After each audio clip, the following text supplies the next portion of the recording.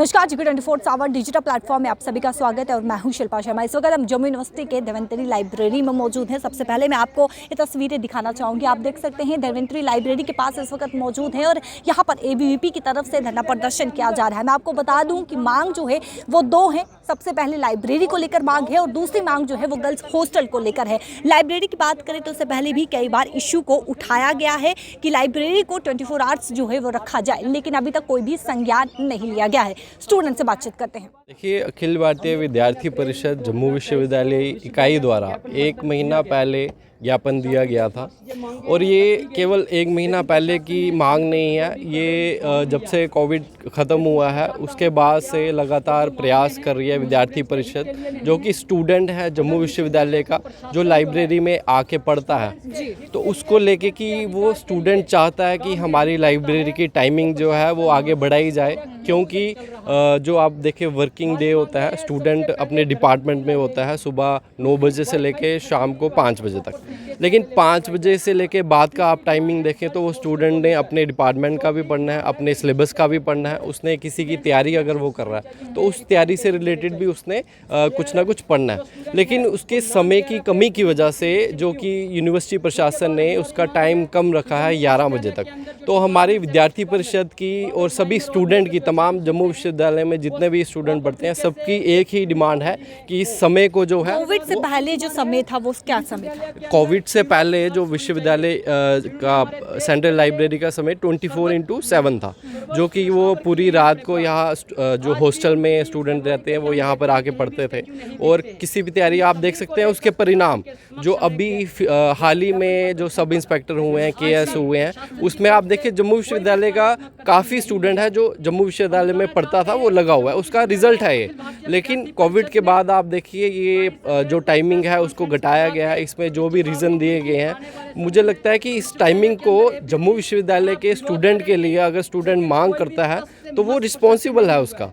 अगर साफ तौर पर कहना है कि दिन में क्लासेस होती हैं और अगर शाम की बात करें, जो टाइमिंग इन्होंने 11 बजे तक रखी है, कहीं ना कहीं वो डिनर की भी टाइमिंग है, तो वो मिसमैच हो रहा है। बिल्कुल मिसमैच हो रहा है। वो जो स्टूडेंट है वो कैसे मैनेज कर पाएगा? उसने अपना पढ़ना है, आगे तैयारी भी करनी है, उसने एक फोकस किया हुआ है, तो वो किस प्रकार से कर पाएगा? तो ये जो टाइमिंग का जो नियम इन्होंने रखा हुआ है, इसको जो है आगे बढ़ा के स्टूडेंट के हितों के लिए आपने आगे आना चाहिए। हमारे माननीय वाइस चांसलर जी स्टूडेंट को लेके इतना काम कर रहे हैं, तो एक ये छोटी सी डिमांड है। आपसे जानना चाहेंगे, वीसी से इसके रिलेटेड बातचीत हुई, क्या कुछ उनके द्वारा कहा गया? वीसी सर को हमने पिछले महीने 3 तारीख को मेमोरेंडम लिख के दिया था। उस मेमोरेंडम में एबीवीपी ने साथ में बाकी स्टूडेंट्स ने प्रॉपर हमारी 13 डिमांड्स थी, जिसमें हमारी धन्वंतरी लाइब्रेरी की डिमांड थी, टाइमिंग एक्सटेंशन की, गर्ल्स हॉस्टल के लिए डिमांड थी, वाईफाई के लिए एक डिमांड थी, उसके साथ हमारी स्कॉलर्स के लिए जो नॉन जेआरएफ है उनके स्कॉलरशिप के लिए भी डिमांड थी, साथ में और भी डिमांड्स थी।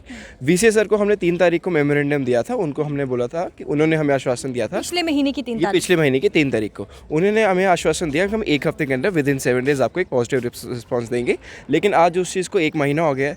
3 तारीख के बाद हम 17 तारीख को भी गए बात करने, उसको हम 21 तारीख को गए। हमने डा सर से, नरेश पादा सर से बात हुई, डीएसडब्ल्यू सर से बात हुई। हम उससे पहले लाइब्रेरी आए, लाइब्रेरी मैम हमें मिली नहीं, कहते कि मैं बीमार हूँ, अगर शुगर पेशेंट है, बीमार हूँ, मैं घर पे हूँ। फिर हम सेकंड इन चीफ से मिलने गए, यहाँ पे वो सर भी नहीं मिले। आज जाके हमें डीएसडब्ल्यू के पास जाना पड़ा। बट आज जाके यही है कि अगर स्टूडेंट को आज कोई प्रॉब्लम आती है, वो सबसे लाइब्रेरी में प्रॉब्लम है, लाइब्रेरी मैम के पास जाएगा, लाइब्रेरी में मैम मिलते ही नहीं है। डीएसडब्ल्यू जाते हैं, डीएसडब्ल्यू सर कहते हैं ये लाइब्रेरी का इशू है, यहाँ पे हम कुछ कर नहीं सकते। तो फिर वीसी सर का भी कोई पॉजिटिव रिस्पांस नहीं है। इसलिए आज हमें ना चाहते हुए, हम स्टूडेंट्स हैं, हम क्लासेस अटेंड कर रहे हैं, एग्ज़ाम्स चल रहे हैं, हम ना चाहते हुए भी आज हमें इसलिए प्रोटेस्ट करना पड़ा है क्योंकि स्टूडेंट्स की ये सच में जेन्युइन डिमांड है। जैसे रवनीक जी ने भी बोला, एसआई के स्टूडेंट्स निकले हैं यहाँ से। क्या कुछ कहना चाहेंगे मैम, हॉस्टल्स को लेकर जिस तरीके से मांग उठाई है आपने, आप एक लड़की हैं तो आप एक बेहतर तरीके से समझ सकते हैं, तो क्या कुछ प्रॉब्लम जो है वो गर्ल्स हॉस्टल में आपको फेस करनी पड़ रही है? देखिए मैम, हमारी जो डिमांड्स है वो जेन्युइन डिमांड्स हैं, क्योंकि सब जानते हैं कि यहाँ पे हॉस्टल, गर्ल्स हॉस्टल है, बॉयज़ हॉस्टल है, दूर दूर से बच्चे आके रह रहे हैं। तो कहीं ना कहीं ऐसा है कि बहुत सारे बच्चे जो हैं वो बाहर रह रहे हैं। अगर यहाँ पे सीट्स, जैसे बॉयज़ के 5 हॉस्टल्स हैं और गर्ल्स के 1, 2, 3 हॉस्टल्स हैं, और लड़कियों की जो कैपेसिटी है वो ज़्यादा है एज़ कम्पेयर टू बॉयज़, ठीक है। तो बिल्डिंग वहाँ पर इन्होंने स्टार्ट किया, काम उसका काम हो चुका है, उसका बना है, बस उसके थोड़ी विंडोज़ और रहती हैं, उसके दरवाजे जो हैं वो रहते हैं, तो उस पर क्या किया हुआ है इन्होंने, बनी हुई बिल्डिंग पे स्टे लगा के रखा हुआ है।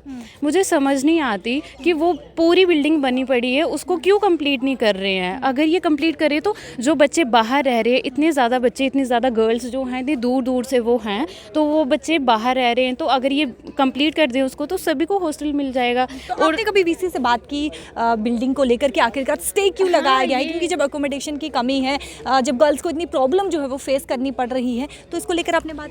हाँ, वीसी सर के साथ बात चल रही है। अभी रिसेंट हमारा थोड़े दिन पहले ही ये मेमोरेंडम दिया गया है, लेकिन प्रशासन हमारे यहाँ जम्मू यूनिवर्सिटी का इतना ढीला है कि कोई इस पे चर्चा करता ही नहीं है, और अगर कोई बच्चा बोलता भी है तो उसको चुप करवा दिया जाता है कि तुम ऐसे मत करो, तुम्हें हम देख लेंगे। वो कुछ तो डिपार्टमेंट के नाम से धमका के चले जाते हैं और कुछ हायर अथॉरिटीज़ का रोब दिखाते हैं। कोई बच्चा डर के मारे बोल भी नहीं सकता है, ये तो हम लोग हैं तो हम लोग बोल देते हैं, लेकिन देखिए मीडिया को फेस ही नहीं करता कोई बच्चा। इवन कि हम भी आने से पहले यहाँ पे सोचते हैं 100 बार कि हम कैसे बोलेंगे, क्योंकि ये हायर अथॉरिटीज़ में ये कुछ भी कर सकते हैं। तो इनको तो हमारी डिमांड्स को हमें सपोर्ट करना चाहिए। मुझे समझ नहीं आती ये लोग हमारी सुनते क्यों नहीं है, जबकि ये सब कुछ कर सकते हैं। ऐसा कुछ भी नहीं है जो वीसी जो इससे पहले वीसी थे, जो यहाँ पर नियुक्त थे, जो जिनकी तरफ से लाइब्रेरी जो है वो 24 आवर्स जो है वो देखने को मिलती थी, बच्चे जो है वो पढ़ सकते हैं, क्योंकि बच्चे जो कहा जाता है कि युवा जो है हमारे देश का भविष्य है। तो जिस तरीके से आपने कहा कि प्राइवेट लाइब्रेरी में जाकर वो पढ़ रहे हैं, दिन रात वो मेहनत कर रहे हैं वहाँ पे, तो जबकि यहाँ पर लाइब्रेरी मौजूद है लेकिन फिर भी इसका उपयोग जो है वो नहीं करने दिया जाता। बिल्कुल बिल्कुल मैम देखिए, कहीं ना कहीं पुराने जो वीसी सर थे तो उनके उनके प्रेजेंट में सब कुछ अच्छे से चल रहा था। अभी वीसी सर जो नए सर आए हैं ये भी अच्छे हैं, काफ़ी अच्छे हैं। इन्होंने हमारे यूथ के लिए वैसे भी बहुत मॉडिफिकेशन यूनिवर्सिटी में कर रहे हैं, लेकिन उनका मानना है कि अगर हम जल्दी ओपन कर देते हैं लाइब्रेरी या फिर हम थोड़ा लेट करते हैं तो जो बच्चे आते हैं, कुछ ही बच्चे पढ़ने के लिए आते हैं, बाकी यहाँ पे पढ़ाई नहीं करते हैं, उनको ऐसा लगता है। लेकिन ऐसा नहीं है। आप कभी यूनिवर्सिटी में आइए ज़रा, सीएल में ऐसा किसको लगता है, किसका कहना है? ऐसा लगता है कि बहुत सारे लोगों ने बोल रखा है, हायर में अब नाम नहीं लेना चाहूँगी, लेकिन वो लोग बोलते हैं कि यहाँ पे सिर्फ लिमिटेड बच्चे हैं जो 20 तक होंगे, 25 तक जो पढ़ने आते हैं, तो बाकी बच्चे यहाँ पे पढ़ने नहीं आते हैं। बट मुझे समझ नहीं आती वो लोगों ये परसेप्शन कैसे बना सकते हैं कि बच्चे पढ़ने नहीं आते हैं। खुद ही यहाँ पर जज किया जा रहा है। जज किया जा रहा है और बोला जा रहा है, और फिर दूसरा रीज़न दिया जाता है कि कुछ बच्चों के लिए, उन 20 बच्चों के लिए हम पूरी लाइब्रेरी ओपन करेंगे, हम लाइट्स ऑन करेंगे। ये चीज़ बोली जाती है कि हम उन 20 बच्चों के लिए पूरी रात लाइब्रेरी तो आखिरकार बच्चों के लिए ही है, तो दिक्कत क्या है उन्हें? अगर वो लाइट्स ओपन कर रहे हैं, सेवाएं दे रहे हैं, तो दिक्कत क्या है? एग्जैक्टली मैम, यही चीज़ तो हम उनको बोल रहे हैं कि यहाँ तो हो, कोई अपने घर से दे रहा हो तो फिर भी प्रॉब्लम होती है, जबकि सीएल हम बच्चों के लिए है, ठीक है, तो और गवर्नमेंट हमारे लिए है, गवर्नमेंट हमारे लिए इतना कुछ कर रही है, तो तुम्हें तो सिर्फ ओपन करना है इसको। मैम सबसे पहली डिमांड ये है कि जो स्टडी रूम्स हैं हमारे हॉस्टल्स में हैं, स्टडी रूम्स हैं लेकिन स्टडी रूम्स में प्रॉपर फैसिलिटीज़ नहीं है। तो अगर वो प्रॉपर फैसिलिटीज़ वहाँ प्रोवाइड कर दी जाए तो ऑटोमेटिकली जो रश धन्वंतरी की तरफ है, धन्वंतरी लाइब्रेरी की तरफ है, वो ऑटोमेटिकली कम हो जाएगा। तो उसको लेकर भी हमने मेमोरेंडम दिया था वीसी सर के पास, जो हमारी डिमांड थी, लेकिन उस पर भी कोई काम नहीं किया जा रहा। तो ये एक्चुअली देखा जाए तो हमको ऐसे मजबूर किया जा रहा है प्रोटेस्ट करने पर, ताकि हमारा टाइम वेस्ट किया जा रहा है। ये इंटेंशनली हमारा टाइम वेस्ट करवाया जा रहा है हमारे ये प्रोटेस्ट के रिगार्डिंग। इसके अलावा मैम बहुत सारी फर्दर डिमांड्स हैं हमारे हॉस्टल्स में, जैसे कि अगर हमारे जो हॉस्टल्स हैं, हमारे हॉस्टल की जो वाटर टैंक्स हैं वहाँ पे कब उनकी सफाई प्रॉपर्ली टाइम टू टाइम होती नहीं है। उसकी वजह से क्या हो रहा है कि जो वहाँ के स्टूडेंट्स हैं वो बीमार पड़ रहा है। अभी क्या हुआ, अभी रिसेंटली एक इंसिडेंट हुआ कि 6 स्टूडेंट्स एक साथ बीमार हो गए। 6 स्टूडेंट एक साथ बीमार हो गए तो सेम उनको डॉक्टर ने सेम चीज़ बताई कि आप लोगों का पानी की प्रॉब्लम है, और बाद में जब चेक किया तो जो ऊपर वाटर टैंक्स थे उनमें एक कबूतर मरा हुआ था।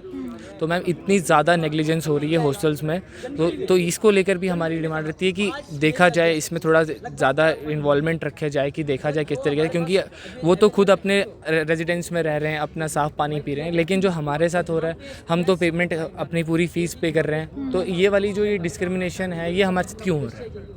मैम सेकंड चीज़ ये है कि जैसे कि अभी स्वच्छ भारत अभियान के तहत जैसे कि अभी शौचालय टॉयलेट्स बनाने का, तो मैम जैसे कि उसमें था कि ओपन डेफिकेशन प्रोहिबिटेड था। तो मैम इसमें ये हो रहा है कि जो हमारे जो हॉस्टल्स हैं, कुछ हॉस्टल्स ऐसे भी हैं जो जहाँ पे जो टॉयलेट्स हैं, जिनके जो डोर्स हैं वो भी प्रॉपर नहीं है, वो भी टूटे हुए हैं। वो इवन हॉस्टल के जो मेन डोर हैं वो भी टूटे हुए हैं। तो उनको लेकर भी हम जब भी एडमिनिस्ट्रेशन के पास जाते हैं वो आज कल करके टाल देते हैं।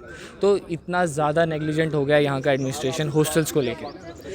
और इसके अलावा मैम प्रॉपर मेस नहीं हो पाती यहाँ पे कि जो बेचारे बाहर से यहाँ पे स्टूडेंट्स पढ़ने आ रहे हैं, रह रहे हैं, अब वो अपने खाने का देखें या अपने पढ़ने का देखें, तो ना वो खाना टाइम से खा पा रहे हैं, ना मेस प्रॉपरली चल पा रही है।